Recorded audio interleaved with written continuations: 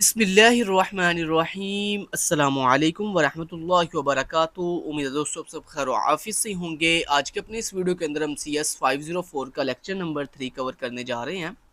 आज के लेक्चर के अंदर हम जो है रिक्वायरमेंट्स ऑफ सॉफ्टवेयर पढ़ेंगे। सो आपका लेक्चर यहाँ से स्टार्ट हो रहा है। सॉफ्टवेयर रिक्वायरमेंट्स डेफिनेशंस, तो यहाँ पे कुछ डेफिनेशंस हैं। ये डेफिनेशंस आपने करनी है, ये आपकी शॉर्ट क्वेश्चन और MCQs के हवाले से इंपॉर्टेंट है। तो सबसे पहले यहाँ पे जो डेफिनेशन है वो जोन्स ने की हुई है। सो जोन्स क्या कहते हैं? कहते हैं software requirements as a statement of needs by a user that triggers the development of the program or system. अब जरा समझिएगा इस बात को। वो कहते हैं सॉफ्टवेयर रिक्वायरमेंट्स बेसिकली यूजर की ज़रूरियात की वो तहरीर होती है जिसके बायस हम किसी भी प्रोग्राम या सिस्टम की डेवलपमेंट करते हैं।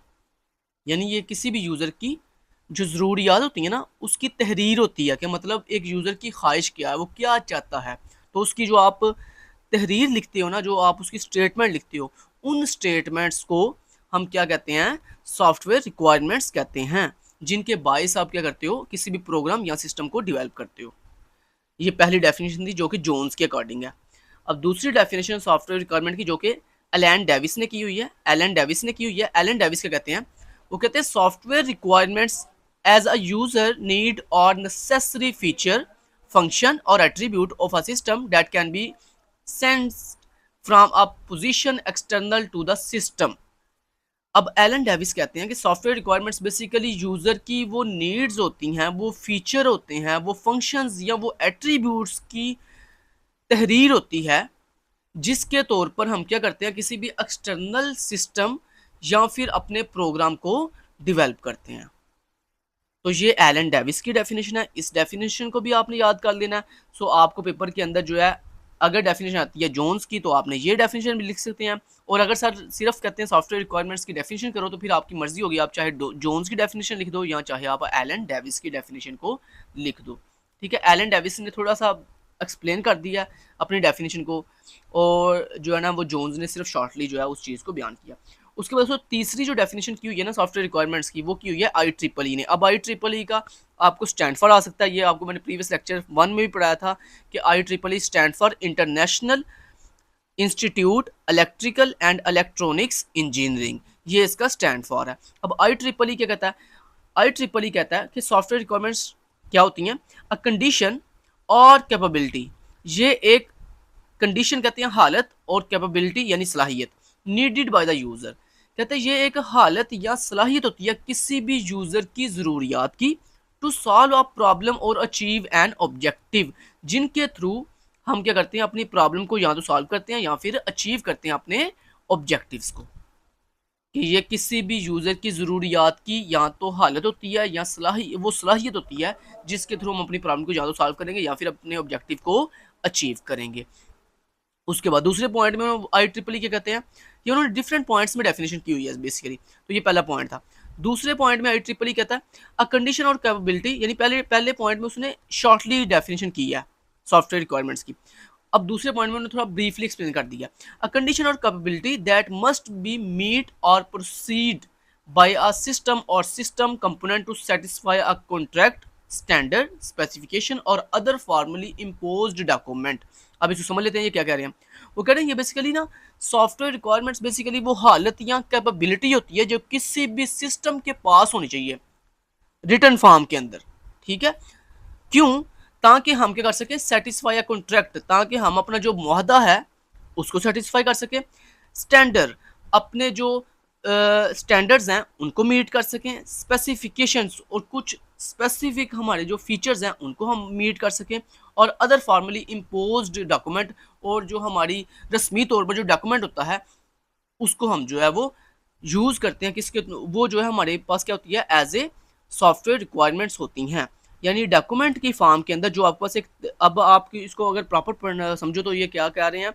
ये अपने दूसरे पॉइंट में ये कह रहे हैं कि किसी भी डॉक्यूमेंट में तहरीर किया गया वो कॉन्ट्रैक्ट यानी वो मुआहदा, स्टैंडर्ड, स्पेसिफिकेशंस या वो फॉर्मली इम्पोज्ड तहरीर जो कि किसी भी सिस्टम के पास होती है, उस हालत या उस सलाहियत को हम क्या कहते हैं? सॉफ्टवेयर रिक्वायरमेंट्स कहते हैं। ठीक हो गया। उसके बाद अगर document representation of a condition or capability as in 1 और 2, यानी वो कह रहे हैं कि हम पॉइंट नंबर 1 और 2 में आपको ऑलरेडी बता चुके हैं कि किसी भी सॉफ्टवेयर की रिक्वायरमेंट्स क्या होती हैं कि जो हम डॉक्यूमेंटेशन की फॉर्म में तहरीर करते हैं ना चीज़ों को कि ये चीज़ें हमें नीड है, ये चीज़ें हमने क्रिएट करनी है, उसको हम क्या कहते हैं जी, सॉफ्टवेयर रिक्वायरमेंट्स कहते हैं। तो ये हो गया IEEE के अकॉर्डिंग डेफिनेशन। नेक्स्ट पॉइंट पे चलते हैं। अगला पॉइंट है दोस्तों इंपॉर्टेंस ऑफ रिक्वायरमेंट्स। ये भी आपका सिर्फ जस्ट शॉर्ट क्वेश्चन के हवाले से इंपॉर्टेंट है, मतलब 2 नंबर में या 3 नंबर में सिर्फ आपको पूछ सकते हैं कि रिक्वायरमेंट्स की इंपॉर्टेंस क्या होती है, कि हम रिक्वायरमेंट्स क्यों लिखते हैं। ठीक है, तो यहाँ पे लिखा हुआ है मैनी ऑफ द प्रॉब्लम, इसको आप अपनी वर्डिंग में भी लिख सकते हो, मैं आपको समझा देता हूँ ये क्या कह रहे हैं। कहते हैं many of the problem encountered in software development are attribute to shortcoming in requirements gathering and documentation process. कहते हैं बेसिकली ये जो हमारे पास सॉफ्टवेयर की रिक्वायरमेंट्स होती है ना, ये हमें क्या करती हैं, हमें सपोर्ट करती हैं किसके लिए, किसी भी सॉफ्टवेयर की प्रॉपर डेवलपमेंट के लिए। ये बेसिकली हमारे पास रिक्वायरमेंट गैदरिंग होती है और डॉक्यूमेंटेशन प्रोसेस होता है जो हमें हेल्प करता है किसके तौर पर, सॉफ्टवेयर डेवलपमेंट के तौर पर। अब इसको उन्होंने एक एग्जांपल समझाया, जैसे अब ज़रा आप गौर कीजिएगा कि रिक्वायरमेंट्स की इंपॉर्टेंस क्या है। यहाँ पे इंपॉर्टेंस का मतलब, यहाँ पे मतलब उसकी ज़रूरत है। ठीक है, अब हम इसको समझ लेते हैं कि ये कहना क्या चाह रहे हैं। जैसे उन्होंने एक एग्जांपल दिया, फॉर एग्जांपल आपने एक हाउस बनाना है, एक घर बनाना है। अब इस चीज़ को अगर आप समझेंगे ना तो आप इसको अपनी वर्डिंग में भी बयान कर सकेंगे। दोस्तों आपने एक घर बनाना है, अब वो घर कैसे का होना चाहिए, उस घर में क्या क्या फीचर होंगे, उस घर के अंदर कितने कमरे होंगे, उस घर के अंदर अटैच वॉशरूम होगा कि नहीं होगा, उस घर के अंदर आपने जो है वो गराज बनाना है कि नहीं बनाना। तो ये सारी की सारी चीज़ें कैसे पता चलेंगी, जब आप उस घर को बनाने से पहले उसका नक्शा तैयार करेंगे, उसकी रिक्वायरमेंट लिखेंगे। ठीक है, जितनी भी आपकी नीड्स है ना घर को बनाने से पहले, वो सारी की सारी नीड्स जब आप रिटन फॉर्म में लिखोगे ना और फिर उसका स्केच तैयार करोगे, उस स्केच को देखकर और उन तहरीर को देखकर हमें पता चलेगा कि अच्छा आपका जो घर बनेगा वो कुछ इस तरह का होगा। सेम दोस्तों यही चीज़ यहाँ पे भी है कि हमें जब हम कोई भी सॉफ्टवेयर डेवलप करते हैं तो उसकी रिक्वायरमेंट्स की इंपॉर्टेंस बहुत ज़्यादा होती है, क्योंकि उसकी रिक्वायरमेंट्स को देखकर ही हमें पता चलता है कि हमने जो चीज़ डेवलप करनी है वो कैसे की होगी, उसमें कितने जो है फीचर्स होंगे, हर फीचर कौन सा काम करेगा, कौन सा फीचर किस फीचर के साथ लिंक होगा। तो ये सारी की सारी चीज़ें हमें कहाँ से पता चलती हैं, रिक्वायरमेंट्स से पता चलती हैं। इसलिए रिक्वायरमेंट्स की बहुत ज़्यादा इंपॉर्टेंस है। तो ये 2 नंबर में या 3 नंबर में आप अपनी वर्डिंग में भी इस चीज़ को बयान कर सकते हो। अच्छा जी, उसके बाद दोस्तों ये जो पैराग्राफ है ये आपके एमसीक्यूज़ के हवाले से इंपॉर्टेंट है कि बोहिम जो है एक साइंटिस्ट है जिसने 1981 के अंदर ये कहा था, as has reported that correcting an error after development cost 68 times more. यानी इसमें वो क्या कह रहे हैं, कहते हैं बोहिम एक साइंटिस्ट था जिसने 1981 के अंदर ये रिपोर्ट इशू की थी कि जब हम किसी भी सॉफ्टवेयर को डेवलप करते हैं ना तो उसकी डेवलपमेंट के बाद उसकी जो कास्ट आती है ना, उसके एरर को करेक्ट करने के लिए दोस्तों वो कितनी होती है, 68 टाइम्स मोर होती है। किससे, उसकी डेवलपमेंट से। यानी ये चीज़ हमने कल भी पढ़ी थी कि किसी भी सॉफ्टवेयर को बनाने की जो कास्ट होती है उससे ज़्यादा कास्ट उसकी किसकी होती है, करेक्टिंग एरर या बग्स को रिमूव करने की होती है, या उसकी जिसको हम शॉर्टली मेंटेनेंस कहते हैं। तो किसी भी सॉफ्टवेयर की मेंटेनेंस की जो कास्ट होती है उसकी डेवलपमेंट की कास्ट से 68 टाइम्स मोर यानी ज़्यादा होती है। ये किसने कहा था, बोहिम ने कहा था 1981 के अंदर। ठीक है, आगे कहते हैं other studies suggest that it can be as high as 200 times. कहता है कुछ स्टडीज़ ऐसी हैं जो ये भी कहती हैं कि जो मेंटेनेंस की कास्ट है वो 200 टाइम्स ज़्यादा होती है डेवलपमेंट कास्ट से, since cost is directly related with the success of failure of project. अब वो कह रहे हैं कि जो आपकी प्रोजेक्ट की कास्ट होती है ना वो बेसिकली डायरेक्टली रिलेट कर रही होती है आपके प्रोजेक्ट की सक्सेस और उसकी फेलियर से। मतलब अगर आपका प्रोजेक्ट जो है वो सक्सेसफुल हो जाएगा तो उसकी कास्ट हाई हो जाएगी, अगर वो फेल हो जाएगा तो उसकी कास्ट जो है वो लो हो जाएगी। तो ये रिलेट कर रही होती है, मतलब जितना प्रोजेक्ट की सक्सेसफुल होगा उतनी कास्ट बढ़ती जाएगी, जितना प्रोजेक्ट जो है फेलियर होता जाएगा उतनी कास्ट उसकी जो है वो क्या होती जाएगी, कम होती जाएगी। तो ये एमसीक्यूज़ के हवाले से इंपॉर्टेंट कुछ बातें थी, इसलिए मैं ज़रूरी समझा कि आपको बता दूँ।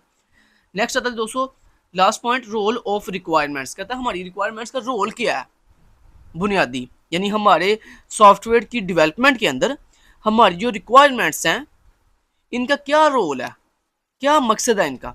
तो अब वो बता रहे हैं, ये भी आप 2 नंबर में शॉर्ट क्वेश्चन में आपको इसका रोल आप लिख सकते हो अपनी वर्डिंग में। अब बता रहे हैं software requirement document plays the central role in the entire software development process. यानी जो हमारे पास सॉफ्टवेयर की रिक्वायरमेंट्स होती है ना, जैसे मैंने आपको शुरू में बताया, अगर रिक्वायरमेंट्स नहीं होंगी तो आप कोई भी सॉफ्टवेयर डेवलप नहीं कर सकते, क्योंकि ज़ाहिर बात है एक सॉफ्टवेयर डेवलप करना है तो उसके लिए आपके पास रिक्वायरमेंट्स ही नहीं है कि आपने बनाना क्या है, तो आप क्या बनाओगे, ठीक है। तो इसलिए दोस्तों रिक्वायरमेंट्स जो है ये बेसिकली सेंट्रल रोल जो है वो जो है ना करती प्ले करती हैं किसके अंदर, आपकी सॉफ्टवेयर की डेवलपमेंट के प्रोसेस के अंदर। समझ आ गई बात की, तो इनका सेंट्रल रोल होता है।